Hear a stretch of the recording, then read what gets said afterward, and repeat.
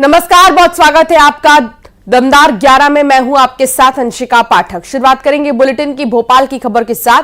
बंद कमरे में बुजुर्ग महिला का शव मिला है। बेटा और बहू ताला लगाकर 2 दिन से बाहर है। बदबू आने पर पड़ोसियों ने पुलिस को इसकी सूचना दी। निशातपुरा थाना क्षेत्र की गोया कॉलोनी की यह घटना है और मामले की जांच में पुलिस जुट गई है। बेटा और बहू ताला लगाकर 2 दिन से बाहर है। बंद कमरे में लाश का राज क्या है, इसकी जांच में पुलिस जुटी हुई है।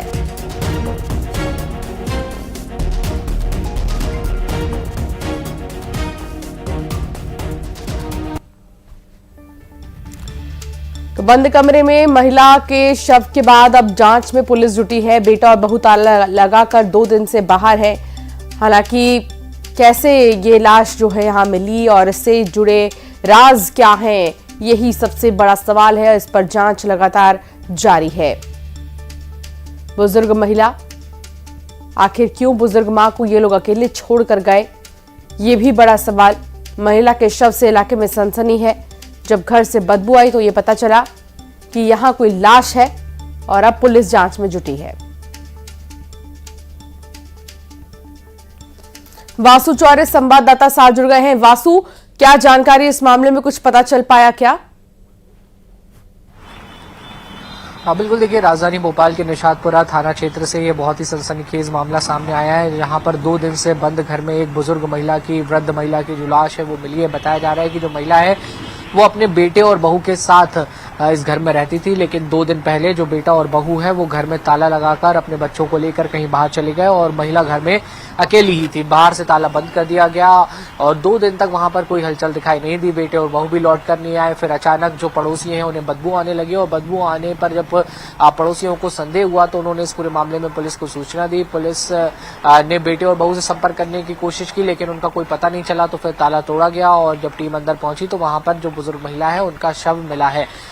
महिला की मौत किन परिस्थितियों में हुई, फिलहाल ये जांच का विषय बना हुआ है। प्रथम दृष्टया इस मामले में बात सामने आ रही है कि भूख प्यास की वजह से उनकी मौत हो सकती है, लेकिन इस हालत में बुजुर्ग महिला जो पहले से भी बीमार बताई जा रही है, उसे आखिर बेटे और बहू इतना लापरवाही पूर्वक छोड़कर क्यों गए, छोड़कर गए तो अन्य किसी रिश्तेदार को या पड़ोसियों को इन्फॉर्म क्यों नहीं किया, ये भी एक बड़ा सवाल बना हुआ है। बुजुर्ग महिला के बारे में जानकारी मिल रही है कि इनके जो पति हैं वो हेड कांस्टेबल के पद से रिटायर हुए थे, लेकिन 2020 में उनकी मौत हो गई थी और इनका जो बड़ा बेटा है वो भी इंदौर में पुलिस डिपार्टमेंट में ही कार्यरत है। फिलहाल जो बड़े बेटे हैं वो इंदौर पहुंचे और फिर उन्होंने तमाम जो अंतिम क्रिया है और जरूरी कार्रवाई थी उसको पूरा करने का काम किया है। और फिलहाल जो बच्चों के साथ, जिन बेटे और बहू के साथ महिला रहा करती थी, वो छोटा बेटा बताया जा रहा है महिला का, उसके बारे में जानकारी नहीं मिली है। पुलिस उन तक पहुंचने की जो पूरी कोशिश है, तो इस पूरे मामले में तफ्तीश है वो कर रही है। जी बहुत शुक्रिया जानकारी साझा करने के लिए वासु। और सवाल यही है कि आखिर बंद कमरे में कैसे ये महिला पड़ी थी इतने दिनों तक और कहां थे बहू और बेटे। बहुत शुक्रिया। आगे बढ़ेंगे और बात करेंगे इंदौर की, जहां फैजान मामले में पुलिस की जांच में बड़ा खुलासा हुआ है। जांच के दौरान फैजान के मोबाइल से भी कई चीजें आ रही हैं, लेकिन उससे पहले एक बहुत बड़ी खबर आ रही है। मध्य प्रदेश के बुधनी और विजयपुर विधानसभा सीट पर 13 नवंबर को उपचुनाव होने हैं। उपचुनाव के लिए बीजेपी ने दोनों सीटों पर अपने उम्मीदवारों के नाम का ऐलान कर दिया, लेकिन कांग्रेस में अभी भी मंथन का दौर जारी है। ऐसी संभावना है कि कांग्रेस आज दोनों सीटों पर अपने उम्मीदवारों के नामों की घोषणा कर सकती है। कांग्रेस ने नामों का पैनल आलाकमान को भेज दिया है। बुधनी से महेश राजपूत, अजय पटेल और पूर्व विधायक राजकुमार पटेल के नाम की चर्चा है। तो वहीं विजयपुर से लड़े मुकेश मल्होत्रा और अतुल चौहान के नाम सामने आ रही हैं।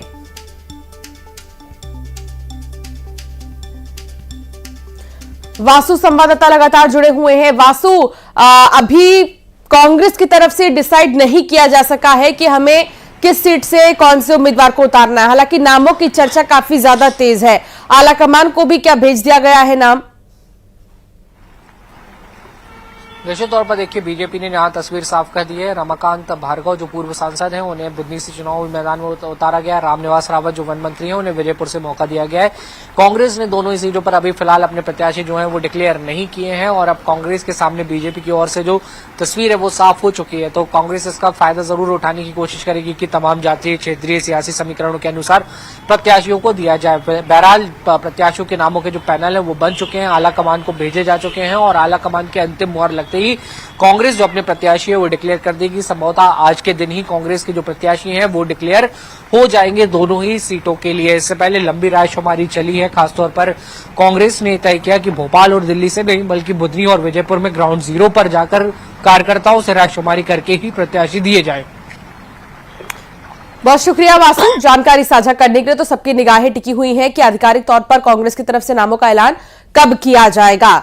2 सीटें हैं और दोनों ही सीट को लेकर अभी चर्चा जोरों पर है। चलिए अब बात करेंगे इंदौर की, जहां फैजान मामले में पुलिस की जांच में बहुत बड़ा खुलासा हुआ है। जांच के दौरान फैजान के मोबाइल में सीबीआई का एक फर्जी आईडी कार्ड मिला है। पुलिस के मुताबिक फैजान खुद को सीबीआई का अधिकारी बताता था और नाम बदलकर लड़कियों से दोस्ती भी करता था। फैजान के घर से कई आपत्तिजनक सामान मिले हैं। कैफे की आड़ में फैजान सेक्स रैकेट भी चलाता था।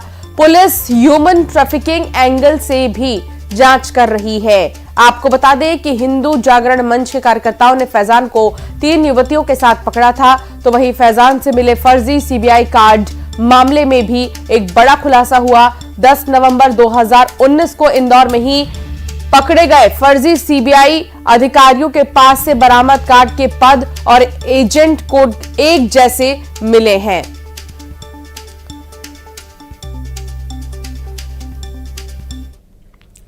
और अब बात मुरैना की करेंगे, जहां पटाखा फैक्ट्री में ब्लास्ट के 21 घंटे बाद मलबे से मां और बेटी का शव मिला है।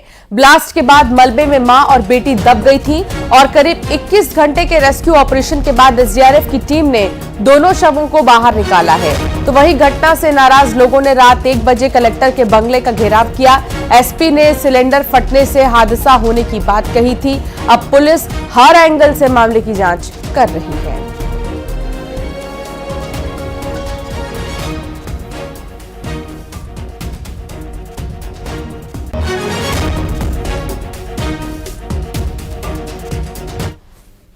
तो पटाखा फैक्ट्री में जो धमाका हुआ उसकी ये 4 तस्वीर आपके टेलीविजन स्क्रीन पर आप देखिए। कल ब्लास्ट हुआ था और ब्लास्ट के बाद ये पूरा जो गोदाम है वो जमींदोज हो गया था। इसके बाद रेस्क्यू किया गया। जितने भी शव यहाँ पर दबे थे या मलबे में जितने भी लोगों की बॉडी यहाँ पर दबी हुई थी उन्हें फौरन बाहर निकाला गया। कई लोगों के शव वाकई में मिले भी यहाँ पर। इससे 5 घरों को भी बहुत ज्यादा असर पड़ा है। ब्लास्ट के बाद लोगों का प्रदर्शन भी यहाँ देखने को मिला है।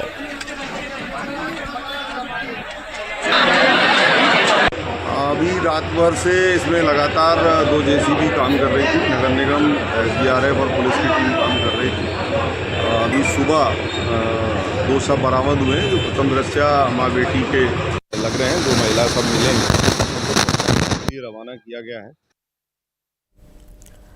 खंडवा के सांसद ज्ञानेश्वर पाटिल की मुश्किलें बढ़ सकती हैं। लोकसभा चुनाव के दौरान शपथ पत्र में जानकारी छिपाने को लेकर दायर याचिका पर हाईकोर्ट ने सिटीजन सहकारी बैंक बुरहानपुर के चीफ एग्जीक्यूटिव को नोटिस जारी किया है। चीफ एग्जीक्यूटिव को 8 नवंबर को ज्ञानेश्वर पाटिल द्वारा लिए गए लोन के संपूर्ण दस्तावेज लेकर कोर्ट में हाजिर होने का आदेश दिया है। दरअसल कांग्रेस प्रत्याशी रहे नरेंद्र पटेल ने हाईकोर्ट में याचिका दी थी कि लोकसभा चुनाव के दौरान ज्ञानेश्वर पाटिल ने शपथ पत्र में बैंक के लोन की जानकारी छिपाई। याचिका में आरोप लगाया गया है कि ज्ञानेश्वर पाटिल के नाम 2015 से 16 से 71 लाख रुपए का लोन है और वो सिटीजन कोऑपरेटिव बैंक बुरहानपुर के डिफॉल्टर है। इस मामले में अब तक 4 बार सुनवाई हो चुकी है और अब 8 नवंबर को मामले में अगली सुनवाई होगी। 19 जुलाई को मैंने एक जबलपुर हाईकोर्ट में पिटीशन लगाई और उस पिटीशन में पिटीशन को सुनवाई हुई। ज्ञानेश्वर जी को नोटिस देकर उनसे बुलाया गया। उसके पश्चात चौथी हेयरिंग 18 तारीख को हुई थी, जिसमें जज साहब ने ये ऑर्डर किया है कि आने वाली 8 नवंबर को सिटीजन बैंक के चीफ एग्जीक्यूटिव को नोटिस जारी किया है और उसमें कहा गया है कि बैंक के सब पूरे कागजात आप ओरिजिनल कागज लेकर 8 नवंबर को कोर्ट में हाजिर होंगे। ये जज साहब ने नोटिस जारी किया है उनके नाम से। मैं समझता हूँ कि कहीं न कहीं न्यायालय में मध्य प्रदेश ले लिया है और उनको पेपर्स बुलाए हैं, तो कहीं न कहीं मुझे न्याय मिलने की आशा पूर्ण रूप से है।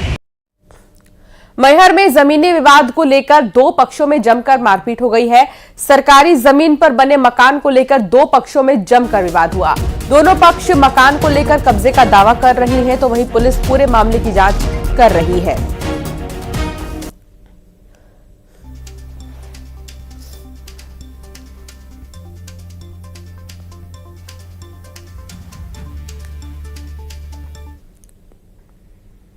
खबर आ रही है किसानों से जुड़ी, जहां प्रदेश के 6 जिलों में धान, ज्वार, बाजरा खरीदी की रजिस्ट्रेशन तारीख बढ़ा दी गई है।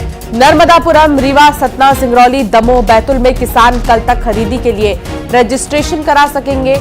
किसानों की मांग पर इन जिलों में खरीदी की रजिस्ट्रेशन तारीख बढ़ाई गई है।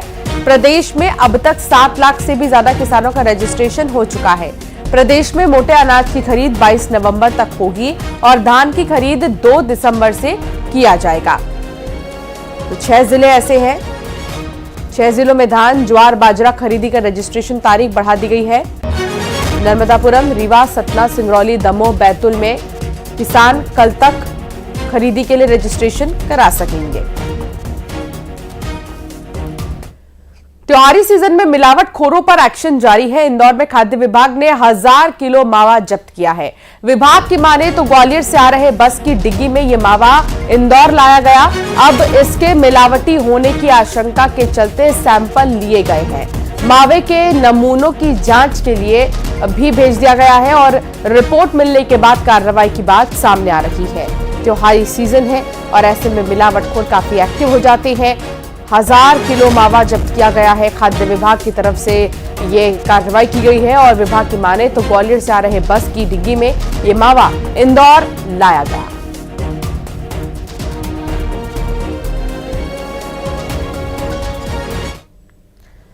तो इंदौर में पहली डबल डेकर बस पहुंच चुकी है। बस में एक साथ 65 यात्री सफर कर सकेंगे। डबल डेकर बस 9 मीटर लंबी और 15 फीट ऊंची है। ट्रायल पूरा होने के बाद इसका रूट भी तय किया जाएगा। रूट तय होने के बाद और भी डबल डेकर बसें बुलाई जाएंगी।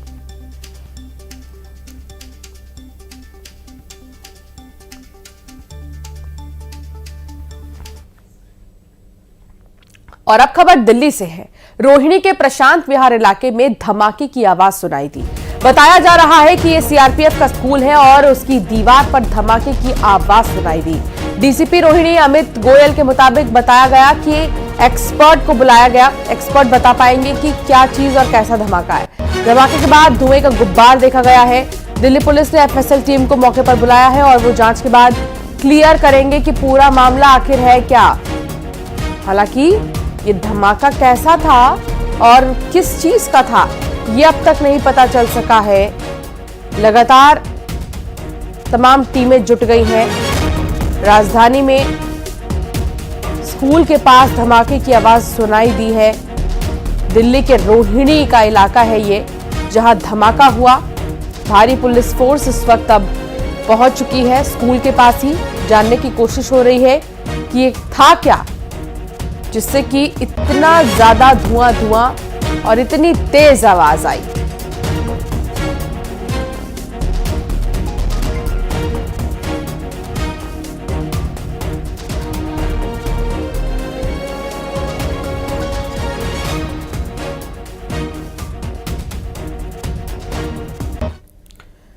दिल्ली में पॉल्यूशन खतरनाक स्तर पर पहुंच गया है। दिल्ली के कई इलाकों में AQI 400 से 500 के बीच दर्ज किया गया है, जिसमें कि आनंद विहार में आज AQI 450 के पार पहुंच गया।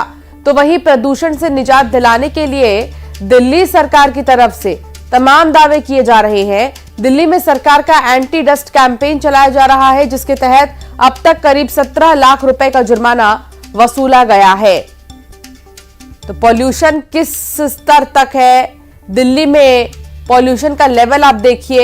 एक तरफ जहां यमुना नदी, जहां सिर्फ और सिर्फ जहरीले झाग नजर आ रहे हैं, तो हवा भी जहरीली हो चुकी है। AQI लेवल 450 के पार पहुंच चुका है। कितना खतरनाक है सोचिए। हवा से लेकर पानी तक दिल्ली में सब कुछ प्रदूषित है। यमुना नदी के ऊपर झाग की मोटी परत दिखाई दे रही है, जिसे देखकर एक बार फिर देखिए यहां पर लग रहा है जैसे मानो कि आप बादलों पर चल रहे हो। यकीन करना मुश्किल है, ये यमुना ही है, कुछ और नहीं है। अब बड़ा सवाल उठता है कि इतने पैसे खर्च होने के बावजूद यमुना नदी का पानी इतना खराब क्यों है। दिल्ली पॉल्यूशन कंट्रोल कमेटी की माने तो पिछले साल के मुकाबले इस साल यमुना का पानी और भी ज्यादा प्रदूषित हुआ है। और ये देखिए यमुना नदी में ऐसा लग रहा है मानो कि अब बादल है, बादल और नदी का संगम इस तरीके से कुछ नजर आ रहा है। हालांकि छठ का पर्व भी बहुत नजदीक है, छठ भी आने वाला है और यहाँ पर कई महिलाएं आती हैं छठ मनाने के लिए। लेकिन उससे पहले अगर यमुना नदी इतनी जहरीली हो गई है तो सवाल खड़े होना लाजमी है।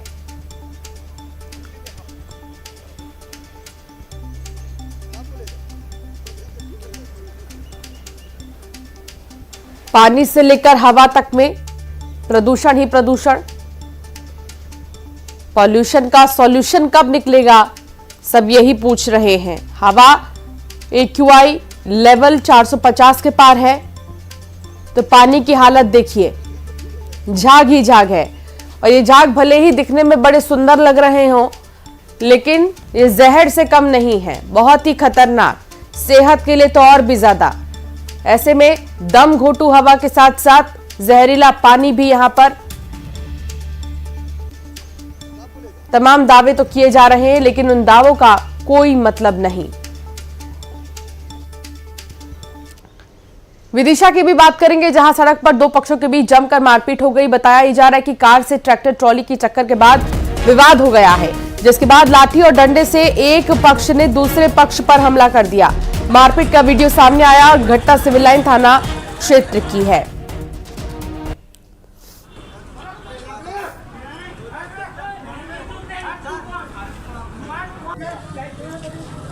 ये एक्सक्लूसिव तस्वीर आपको दिखा रहे हैं मारपीट की। लाठी डंडों से हमला किया गया है। विदिशा में दो पक्ष आपस में एक दूसरे को पीटते हुए नजर आए।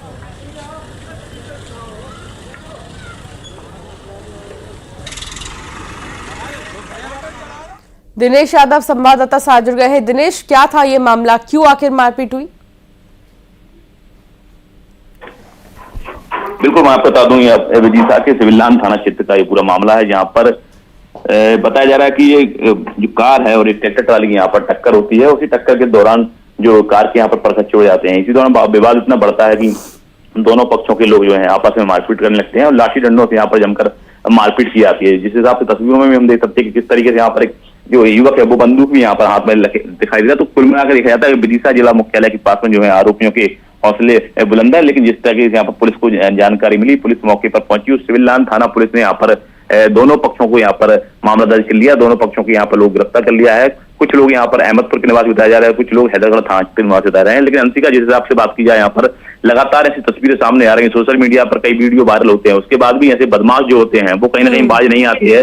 मालूम चलता है कि ऐसी घटना आप करेंगे तो छिप तो तस्वीर है सोशल मीडिया पर आएंगे तो कहीं ना कहीं उन पर कार्रवाई होगी। उसके बावजूद भी लोग जो है सबक नहीं ले रहे हैं और ऐसे कानून अपने हाथ में लेकर यहाँ पर जिस हिसाब से कोई घटनाक्रम ऐसा हुआ था तो ना कि थाने उनको जहां कोई एक्सीडेंट सड़क हादसा हुआ था, ना कि कानून अपने हाथ में लेना था। बहुत शुक्रिया दिनेश जानकारी साझा करने के लिए। और वाकई में यहाँ पर जो है मारपीट की तस्वीर जो है वो दिखाई दी है। आगे बढ़ेंगे, बात करेंगे सतना की।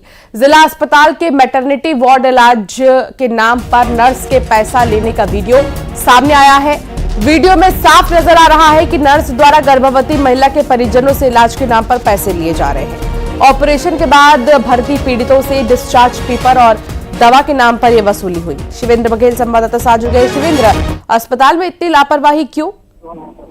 देखिए, मैं आपको बता दूं, सतना जिला अस्पताल में अवैध वसूली बड़े पैमाने पे होती है और इसी तरह का एक वीडियो वायरल हुआ है जिसमें से जो पोस्ट ऑपरेशन के बाद जो महिलाएं 4 दिन या 5 दिन के लिए भर्ती होती हैं, जिनका सीजर ऑपरेशन होता है, उनको दवा के नाम पर और अच्छी सुविधा के नाम पर ये अवैध वसूली होती है। और ये जो नर्स है, जो प्रभारी हैं वार्ड की, वो पैसा लेते हुए नजर आ रही हैं। इनका नाम राधा द्विवेदी के रूप में चिन्हित हुआ है। हालांकि इस मामले में CS जो है, जो जिला अस्पताल अधीक्षक है, इन्होंने जांच के बाद कार्रवाई का आश्वासन जरूर दिया है। जी, बहुत शुक्रिया जानकारी साझा करने के लिए शिवेंद्र। ये देखिए, वसूली की ये तस्वीर आपकी टेलीविजन स्क्रीन पर है। इलाज के नाम पर मरीजों से पैसे वसूले जा रहे हैं और लोग मजबूर हैं यहाँ पर। जब तक पैसे नहीं देंगे तब तक सही तरीके से इलाज नहीं होता है। मैटरनिटी वार्ड में पैसे लेने का आरोप है। वसूली का सिलसिला नहीं थम रहा। बुलेटिन में फिलहाल इतना ही। आप बने रहिए न्यूज़ 18 के साथ।